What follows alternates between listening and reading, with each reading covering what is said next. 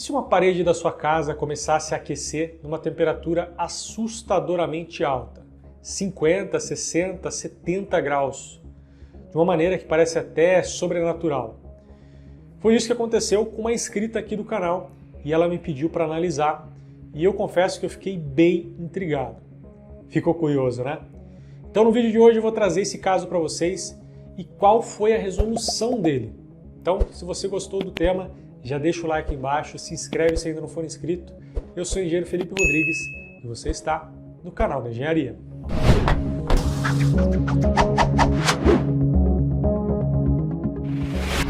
Agora na plataforma de cursos do canal da Engenharia você pode adquirir qualquer curso em até 12 vezes sem juros. São os melhores cursos de cálculo manual e com software de estruturas e orçamento de obras do Brasil. Seja um engenheiro de elite e vire um especialista na sua área. Acesse agora www.canaldaengenharia.com.br ou pelo primeiro link aí na descrição. Eu te vejo lá. Fala pessoal, como vocês estão? Eu espero que vocês estejam bem.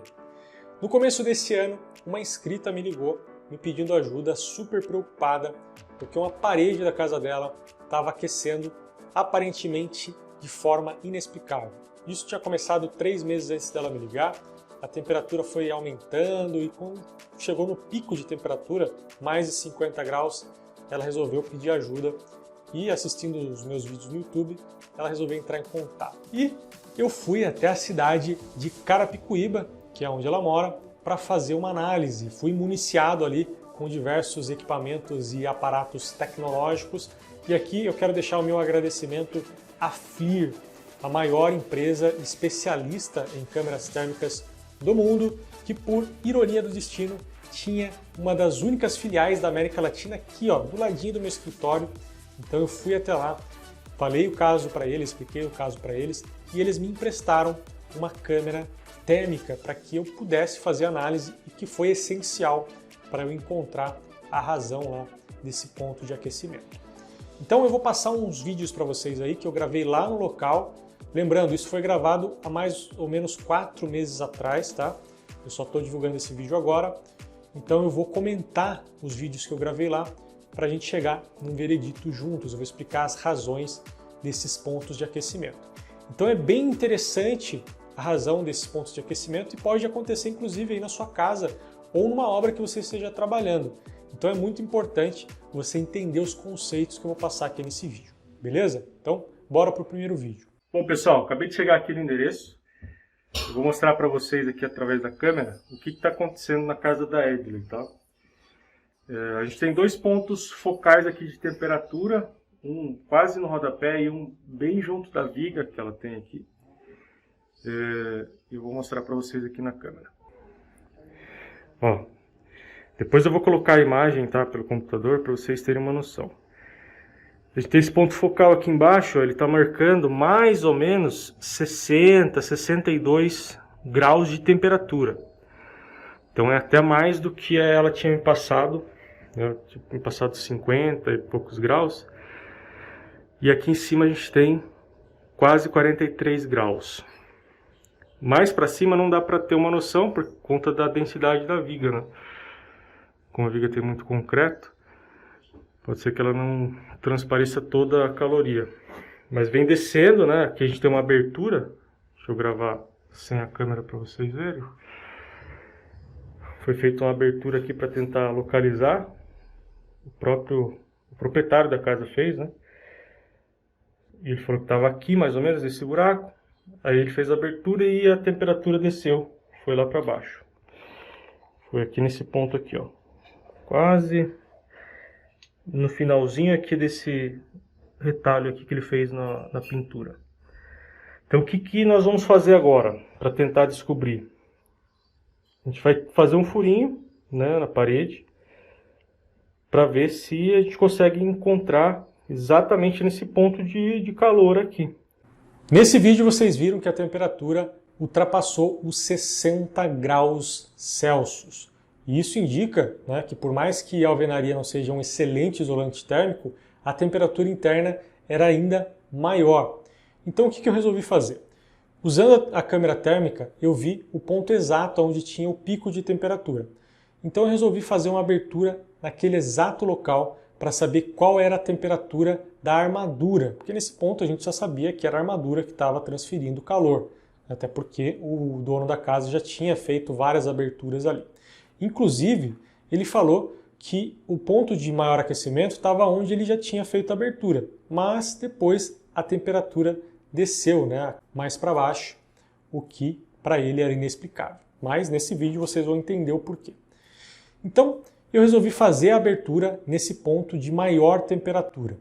E pasmem vocês, a temperatura era muito, mas muito maior do que 60 graus. Bom, pessoal, a gente abriu aqui algumas aberturas aqui, fez algumas aberturas para tentar identificar, mas isso aqui acabou não dando em nada. Foi aberto aqui o estribo para ver se o estribo estava aquecendo de lá para cá, mas na verdade não, ele está concentrado aqui nesse ponto mesmo. 160 graus a maior temperatura. O que nós vamos tentar fazer? Cortar a ponta desse estribo e tirar o contato dele da barra principal, para ver se a barra para de aquecer. E aí pode indicar uma interferência elétrica, um potencial elétrico que esteja aquecendo a barra. Então vamos tentar fazer isso agora. 160 graus, exatamente. 160 graus Celsius era a temperatura da armadura interna. Só para vocês terem uma ideia, pessoal, a NBR 15200 já fala que a partir de 200 graus o aço CA50 começa a perder resistência significativa. Ou seja, nesse caso, se o aço começasse a aquecer um pouquinho mais 40 graus, ele já começaria a perder resistência. Isso é preocupante, né? Nesse ponto do vídeo eu já sabia que se tratava de uma fuga de energia. Mas a minha dúvida era, por que esse ponto de aquecimento acontecia só em alguns pontos específicos da armadura e não na armadura como um todo? Olha aí, pessoal, para que a gente coloque um metal no outro, o arame, que é um metal mais fininho, ele aquece que chega a ficar ponta vermelha. Isso é um forte indicativo que é alguma coisa relacionada à eletricidade mesmo. Como se tivesse transformado a barra num eletrodo de uma inversora. Então, teoricamente, se a gente separar essa barra aqui, se ela for a que estiver dando contato, como se fosse o terra da inversora, pode ser que pare de aquecer. Vamos torcer aí para que seja isso.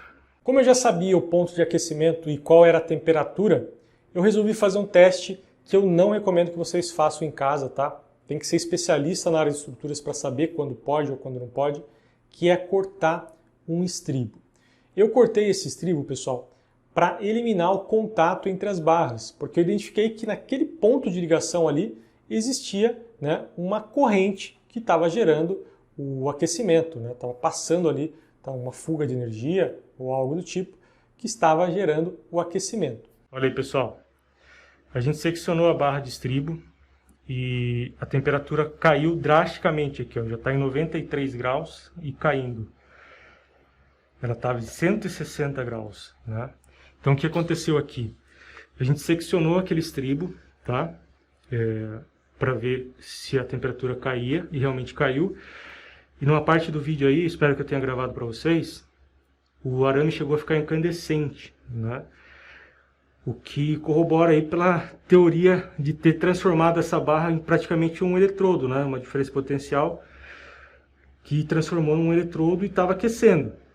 Então a gente vai continuar acompanhando a temperatura para ver se vai diminuir, né? Se ela realmente vai estabilizar na temperatura ambiente. E depois a solução para esse problema seria realmente isolar o cabo que esteja em contato.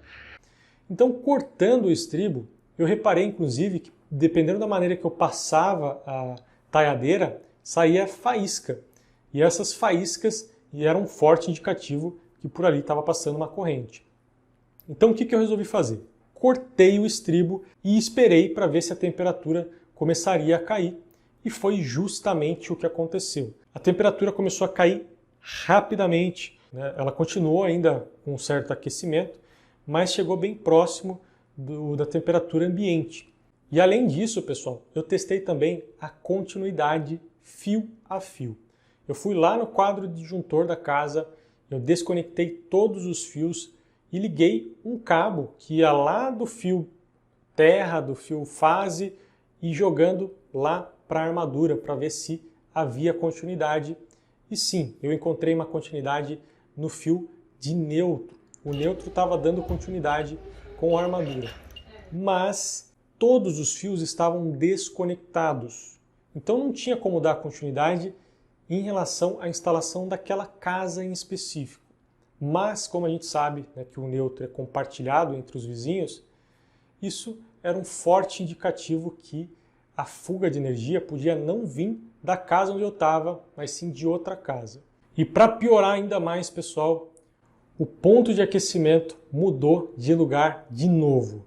Assim como tinha acontecido com o proprietário da casa, quando eu fiz a primeira abertura, né, e cortei lá o contato entre o estribo e a armadura principal, o ponto de aquecimento desceu uns 3 ou 4 estribos para baixo, mantendo ali o mesmo padrão, né, sempre na ligação entre o estribo e a barra principal.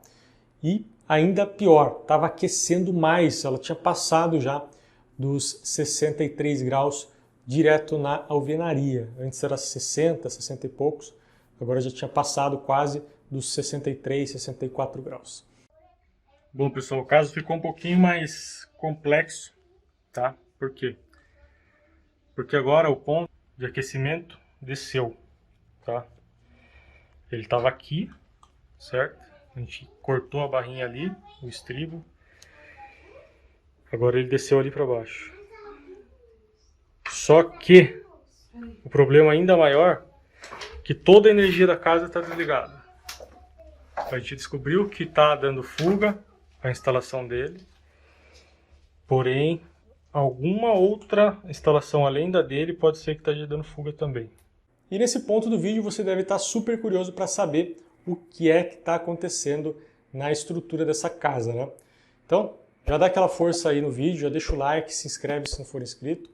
E eu vou explicar para vocês, antes de ir para a causa do problema, eu vou explicar o que aconteceu, né? Por que está acontecendo esse aquecimento? Por que esse ponto de aquecimento é só em locais específicos? E por que esse ponto mudou de lugar? Bom, a explicação para isso, pessoal, é relativamente simples.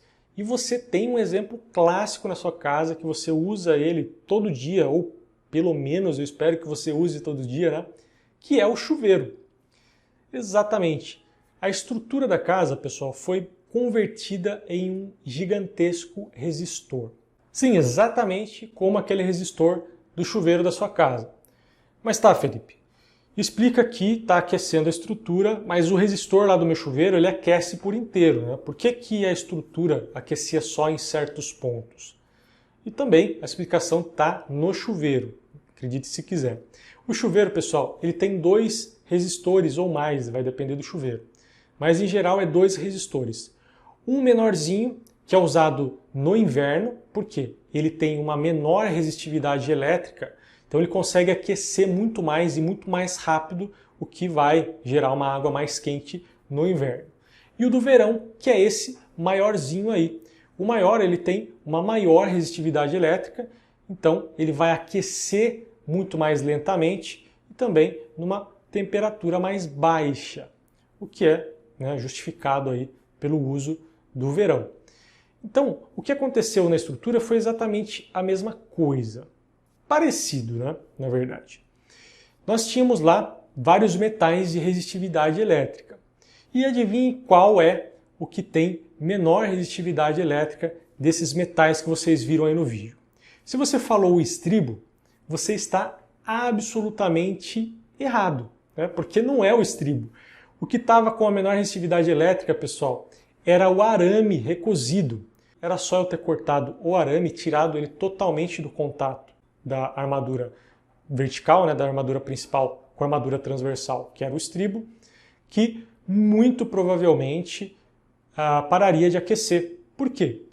O arame, pessoal, ele tinha uma resistividade elétrica muito menor do que, né, o aço CS50, né, no caso das armaduras principais, porque ele tinha um baixo teor de carbono, diferente do aço CS50, que tem um teor de carbono um pouco maior, então ele tinha uma resistividade elétrica muito maior.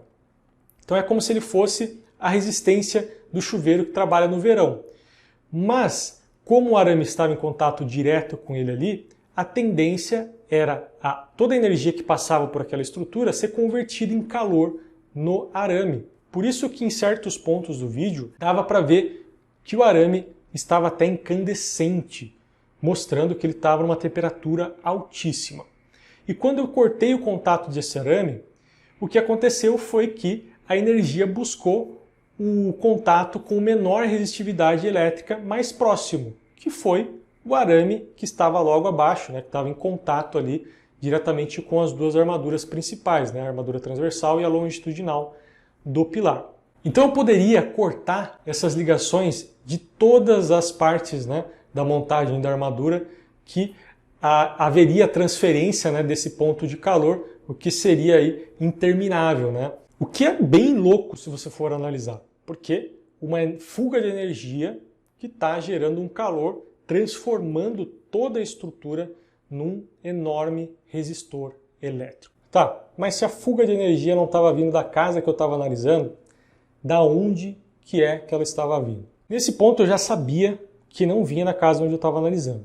Então eu mirei os meus esforços para o vizinho de parede, né? Então olhando de frente para a casa de onde eu estava, o vizinho da esquerda não tinha parede colada, tá? Tinha um corredor, né? Na verdade tinha dois corredores, o corredor da casa que eu estava e o corredor da casa do vizinho. E no vizinho da direita era uma parede colada uma na outra, né? Não era geminada, né? Mas era uma parede colada uma na outra. E pasmem vocês, assim que eu entrei na casa da vizinha, eu me deparo com isso daí. Pois é, meus amigos, uma fiação totalmente exposta, passando por dentro da calha de chuva. Se isso não é a receita ideal para uma fuga de energia, eu sinceramente não sei o que é. E eu também perguntei para a dona da casa se ela tinha feito alguma alteração, né, em alguma instalação elétrica da casa, e ela me falou que tinha feito uma instalação de um ar-condicionado. E eu fui além, perguntei se ela estava pagando muito caro na energia elétrica, né? Afinal ela estava com uma fuga de energia e não sabia. E ela falou que estava pagando aproximadamente R$500. Tá, R$500 não é um valor alto para uma casa, sei lá, de 6, 7, 8 pessoas. Mas na casa só tinha 3 pessoas. E era uma casa simples, né? Tinha um ar-condicionado, que provavelmente não ficava ligado o dia inteiro, mas só um ar-condicionado.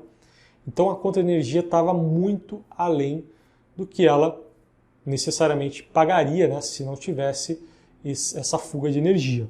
Então eu já sabia que o ponto de fuga de energia vinha da casa dela. Mas, para dar mais peso ainda para essa constatação, eu resolvi pegar a câmera térmica e dar uma vasculhada ali na casa para ver se eu encontrava algum ponto de aquecimento também na estrutura dela. E não foi nada difícil de achar, na verdade eu achei 2 por falta de 1, com temperaturas que apesar de menores, né, eram bem similares com a casa onde eu comecei a investigação. Estava ali por volta de 45, 50 graus de temperatura, o que não é comum, né, para uma estrutura, a não ser que tenha esse caso aí de fuga de energia. Então eram em pontos focais também, em pontos específicos, provavelmente também gerado ali, né, pelo arame que estava fazendo a ligação da estrutura, enfim, pelas mesmas razões. Mas a razão de estar aquecendo menos pode ser por vários motivos, né? Pode ser um tipo de arame diferente, uma espessura ou bitola de armadura diferente, enfim.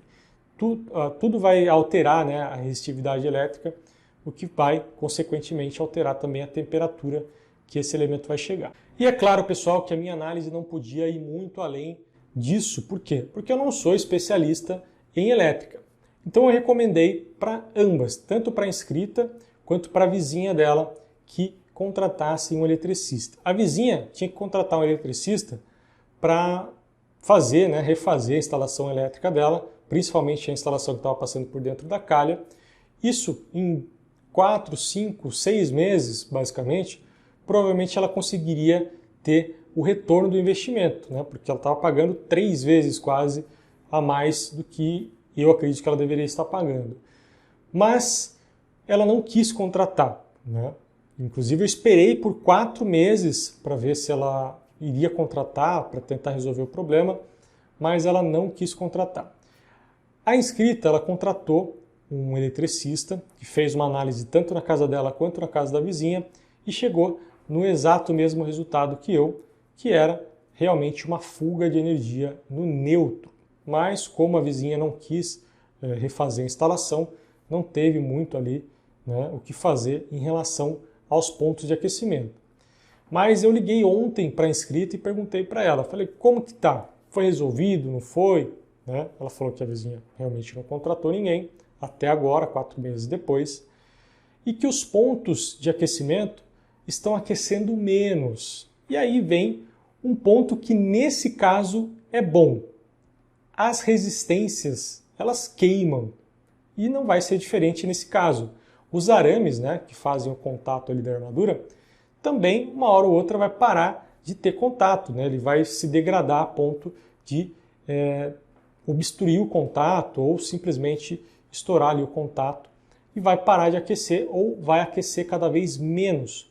Mas com certeza esses pontos vão migrar, né, de lugar até que todos os pontos de amarração da estrutura dela estejam sem, né, condutividade, ali, sem poder de aquecimento, exatamente como acontece nas resistências do chuveiro. Então isso só não é legal quando acontece lá na sua casa, está um frio de rachar e queima a resistência, né? Nesse caso ainda é bom. Mas ainda assim, pessoal, eu recomendaria muito que a vizinha resolvesse o problema, porque não é ideal que sejam gerados, né, esses pontos de aquecimento, porque isso pode sim gerar danos à estrutura em um longo prazo, principalmente se pegar um ponto ali com uma resistividade elétrica diferenciada, que gere um aquecimento muito maior na estrutura, né, na armadura, que pode até levar em uma perda de resistência. Então, o que fica nesse vídeo como lição? Se você está fazendo um projeto ou uma alteração elétrica na sua casa, sempre contrate um eletricista, tá? Sempre. Isso é essencial, porque ele é o especialista que vai trazer segurança aí para a sua residência, para o seu projeto, enfim. Contrate um projetista, né, que faça o projeto bem feito, depois contrate o eletricista aí para fazer a instalação. Outro ponto é justamente o aterramento. Nesse projeto não existia aterramento tanto na casa onde eu fui investigar, quanto na casa vizinha. Nenhum dos dois tinham aterramento, o que poderia ter resolvido o problema, né, ou diminuído drasticamente aí as causas desse problema. Mas, infelizmente, não existia, uma casa antiga e tudo mais. Então, se a sua casa não tem aterramento, procure fazer, não é uma coisa tão difícil de fazer. Chama o eletricista, ele passa lá os fios de aterramento nos pontos principais da casa e você mantém a segurança. Então, o vídeo de hoje é isso.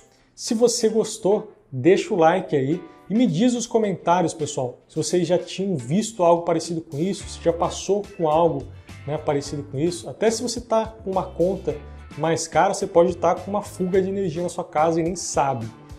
Então, vale a tentativa aí de investigar, quem sabe. Certo, pessoal? Então, espero que vocês tenham gostado. Se você gostou, deixa o like, se inscreve se ainda não for inscrito e deixa o seu comentário aí embaixo falando o que você quer ver no próximo vídeo aqui no canal. Beleza? Valeu pela audiência até aqui e até o próximo vídeo.